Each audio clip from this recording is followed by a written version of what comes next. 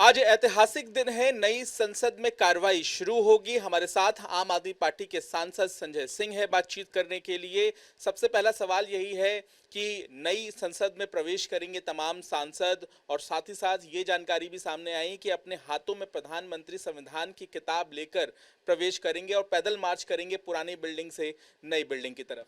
निश्चित रूप से सभी सांसदों के लिए ये एक बहुत ही सुखद और बहुत ही खुशी का पल है कि पुरानी संसद से नई संसद में हम प्रवेश कर रहे हैं। और ये भी अच्छी बात है कि भारत के संविधान को हाथ में लेके प्रधानमंत्री जी और सांसदगण नए सदन में जाएंगे।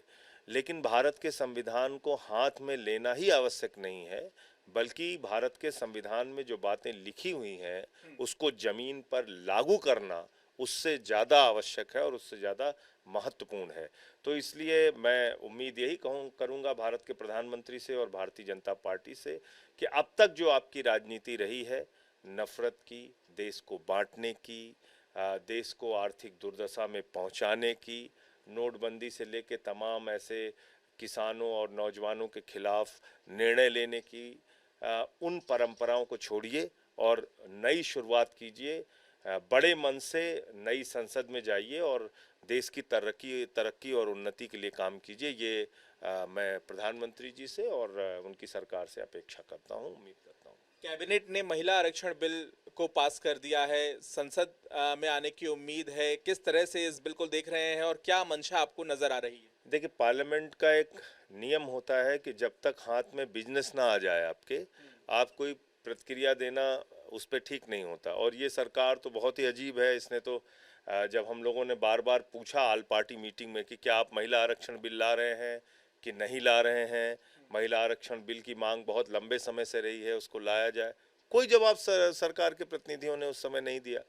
तो अब वो महिला आरक्षण बिल ला रहे हैं या नहीं ला रहे हैं, ला रहे हैं तो किस स्वरूप में ला रहे हैं, उसमें क्या बदलाव कर रहे हैं, कितना आरक्षण दे रहे हैं, इस 2024 के इलेक्शन में महिला आरक्षण लागू होगा या नहीं होगा, ये सारी बात स्पष्ट करनी होगी ना। उसके पहले कोई प्रतिक्रिया देना ठीक नहीं होगा। तो मैं समझता हूँ कि पहले महिला आरक्षण का बिल क्या है वो सामने आने दीजिए। वो 2024 में लागू होगा कि नहीं होगा, इसके बारे में सरकार का स्पष्टीकरण आने दीजिए। वरना तो तमाम जुमले इस सरकार के द्वारा बोले जाते हैं और वो जुमला ही रह जाता है। क्या आपको नजर आता है कि ऑल पार्टी मीट जो हुई थी उस दौरान बताया जाना चाहिए था विपक्षी दलों को कि एकदम ये नहीं बताया स्वरूप गया। है, कि ये स्वरूप है, ये बताया जाना नहीं नहीं, चाहिए? ये भी नहीं बताया गया कि महिला आरक्षण बिल ला रहे हैं। सर्वदलीय बैठक में एक शब्द ये नहीं बोला गया कि महिला आरक्षण का बिल ला रहे हैं। और मुद्दे बताए कि ये मुद्दे होंगे, इन मुद्दों पर विशेष सत्र में चर्चा दो हो। तीन मुद्दे बताए उन्होंने। पोस्ट ऑफिस से रिलेटेड बिल बताया और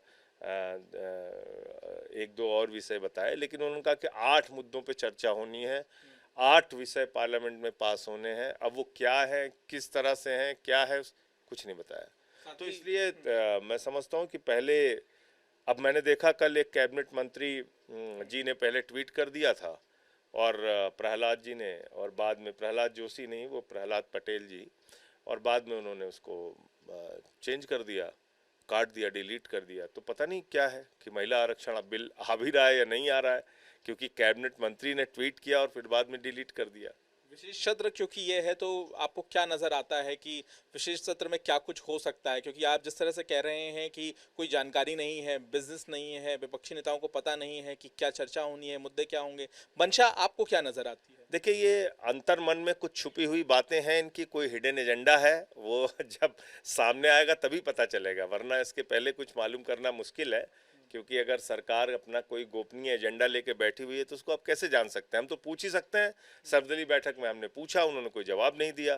तो अगर जवाब नहीं दिया तो जब वो कोई विषय लेके सदन में आएंगे तभी पता चलेगा।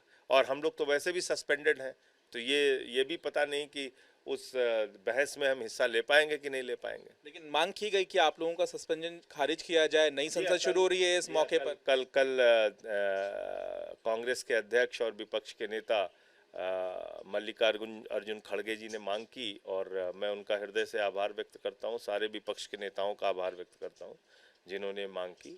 लेकिन अब ये निर्णय सरकार को लेना है, क्या निर्णय लेती है। लेकिन नई संसद को अब आप मान रहे हैं कि यहाँ पर जो आप लोग कार्रवाई की मांग करते हैं, नई दिशा होगी, नया रूप होगा और कार्य प्रणाली जो है उसमें भी बदलाव होगा। सब कुछ निर्भर करता है प्रधानमंत्री जी की मंशा के ऊपर, ठीक है। सब कुछ निर्भर करता है सरकार की मंशा के ऊपर। तो ये उस समय पता चलेगा कि क्या, जब नई संसद में क्या करने जा रहे हैं। बहुत बहुत धन्यवाद। मंशा की बात यहाँ पर आम आदमी पार्टी के सांसद कर रहे हैं और नई संसद में तमाम जो सांसद हैं वो अब प्रवेश करेंगे। कैमरामैन लोकेंद्र के साथ पंकज जैन, दिल्ली आज तक।